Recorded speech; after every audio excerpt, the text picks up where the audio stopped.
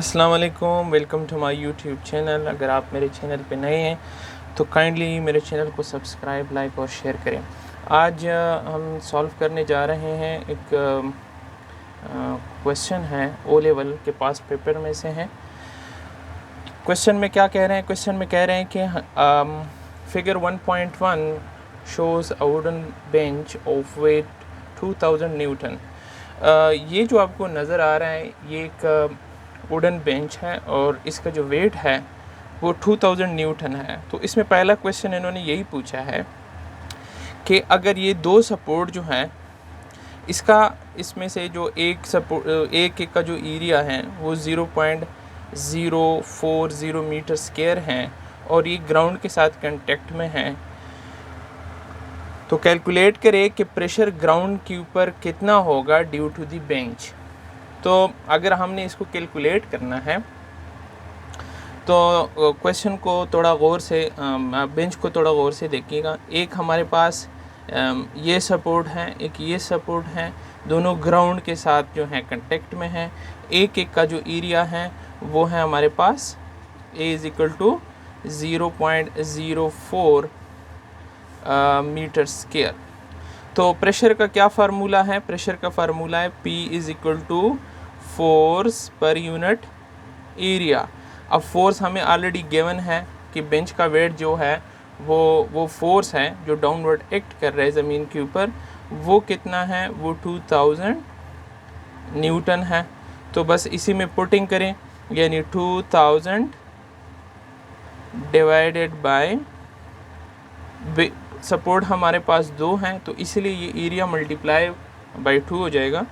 तो 2 × 0.040 और इसका जो आंसर है वो आपके पास आ जाएगा 25,000 पास्कल। तो ये इसी का आंसर है। ये जो फोर्स है न्यूटन में है और आपके पास जो ये एरिया है ये मीटर स्क्वायर में है। तो ये दोनों यूनिट जो है SI यूनिट्स हैं। तो हमारे पास जो रिज़ल्ट आएगा वो पास्कल में आएगा। नेक्स्ट क्वेश्चन इसमें ये पूछा गया है कि जो बेंच हमें दिखाई दे रहा है इसका जो सेंटर ऑफ मास है ये लेफ़्ट से लेकर 1.1 मीटर जो है यहाँ तक, यानी अगर यहाँ से हम काउंट करें 1.1 मीटर यहाँ तक, और फ्रंट से जो है 0.24 यहाँ फ्रंट से, यानी फ्रंट से 0.24 यहाँ से, और यहाँ से यहाँ तक यानी 1.1 मीटर यहाँ से। तो कहते हैं कि ये सेंटर ऑफ मास है और इसकी रीज़न बता दे कि सेंटर ऑफ मास क्यों है।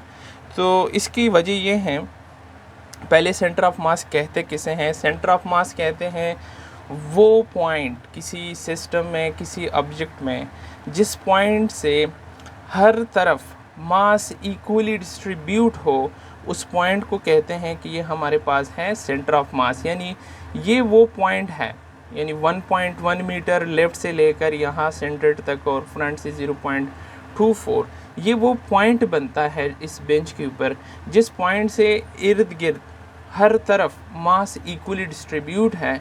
इसी वजह से इस पॉइंट को कहते हैं कि ये हमारे पास है सेंटर ऑफ मास।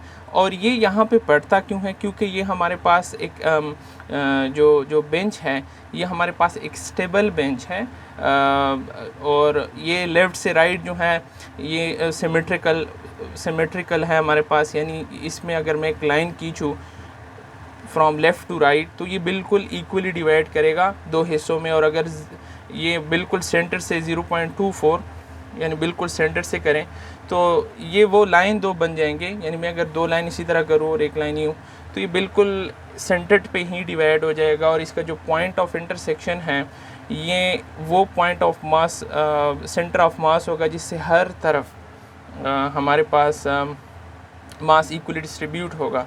तो इसके लिए जो हम रीज़न लिखेंगे ये रीज़न इसका क्या होगा कि हमारे पास लेफ़्ट टू राइट क्या है? सिमेट्रिकल है।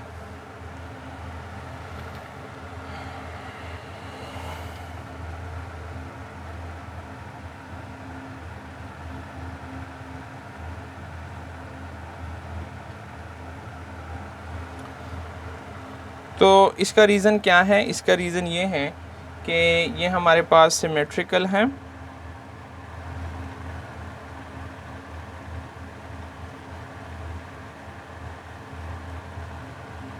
लेफ़्ट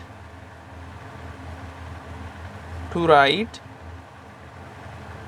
लेफ़्ट टू राइट भी ये सिमेट्रिकल है, या हम लिख सकते हैं कि ये सिमेट्रिकल है। सिमेट्रिकल का मतलब ये है कि अगर हम इस पे क्लाइन खींचें इस बेंच के ऊपर, तो ये बिल्कुल ही लेफ़्ट टू राइट अगर हम एक लाइन खींचें तो ये बिल्कुल दो इक्वल हिस्सों में जो है डिवाइड हो जाएगा, या सिमेट्रिकल है फ्रंट टू बैक।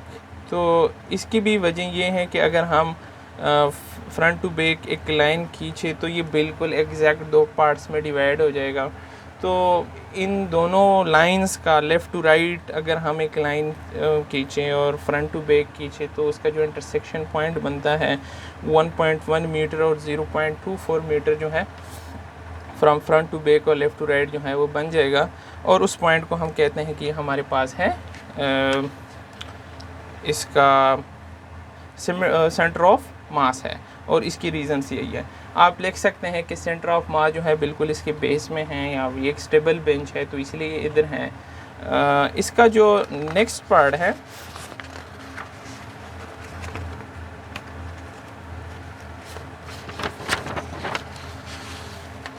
इसके थर्ड पार्ट में पूछते हैं, ये बी में जो है पार्ट 2 है कि अगर फोर्स जो है डाउनवर्ड एक्ट कर रहा हो, एक्सर्ट कर रहा हो पॉइंट पी के ऊपर, ये पॉइंट पी है, कहते हैं अगर फोर्स वर्टिकली एक डाउनवर्ड फोर्स जो है इस पॉइंट के ऊपर लग रहा हो तो वो मैक्सिमम फोर्स कैलकुलेट करे पॉइंट पी के ऊपर के पॉइंट क्यों से जो है मैक्सिमम फोर्स भी लगे लेकिन पॉइंट क्यों से जो है ये बेंच रोटेट ना करे। तो अगर पॉइंट पी से एक डाउनवर्ड फोर्स लग रहा है, पॉइंट पी से डाउनवर्ड एक फोर्स लग रहा है, और तो ये जो है इस बेंच में हमारे पास ये एंटी क्लॉकवाइज टार्क प्रोड्यूस करेगा, और इस फोर्स को मैं कहता हूँ जो फोर्स लगाते हैं हम कि ये हमारे पास एफ एक्स है, यानी हमें पता नहीं है एफ एक्स है, और जो यहाँ इस पॉइंट से, क्योंकि जो इसका सेंटर ऑफ मास है ये मैं वो सेंटर ऑफ ग्रेविटी भी लेता हूँ, यानी जो जितना भी वेट एक्ट कर रहा है इस वक्त इस बेंच का वो इसी पॉइंट पे एक्ट कर रहा है। तो जो हम सेंटर ऑफ मास थोड़ी देर पहले इसको डिस्कस कर रहे थे, तो वो सारा वेट यहाँ एक्ट कर रहा है। तो ये जो फोर्स है जिसको मैं नाम देता हूँ कि ये एफ डब्ल्यू कर दें, तो वो जो है इसमें जो टार्क प्रोड्यूस करेगा पॉइंट अबाउट पॉइंट क्यों, तो वो प्रोड्यूस करेगा क्लॉकवाइज टार्क। इसकी वजह से क्लॉकवाइज टार्क प्रोड्यूस होगा और इसकी वजह से एंटी क्लॉकवाइज टार्क प्रोड्यूस होगा। अब कह ये रहे कि मैक्सिमम फोर्स लगे लेकिन ये रोटेट ना हो, इसका मतलब क्या हुआ, मैक्सिमम फोर्स लगे लेकिन पॉइंट पी के ऊपर लेकिन ये रोटेट ना हो, इसका मतलब ये हुआ कि एंटी क्लॉकवाइज और क्लॉकवाइज टार्क एक दूसरे के इक्वल है। तो हम क्या करेंगे, जो हमारे पास टार्क हैं जो हमें नहीं पता उसके लिए मैं एक्स ही कर लेता हूँ वो टार्क, और जो हमारे पास है वो एंटी क्लॉकवाइज, या मैं लिखता हूँ एंटी क्लॉकवाइज टार्क जो है वो एंटी क्लॉकवाइज टार्क किस चीज़ की इक्वल होगा, या काउंटर क्लॉकवाइज टार्क इक्वल होगा। मैं यहाँ सॉल्व करता हूँ, काउंटर क्लॉकवाइज टार्क इक्वल हैं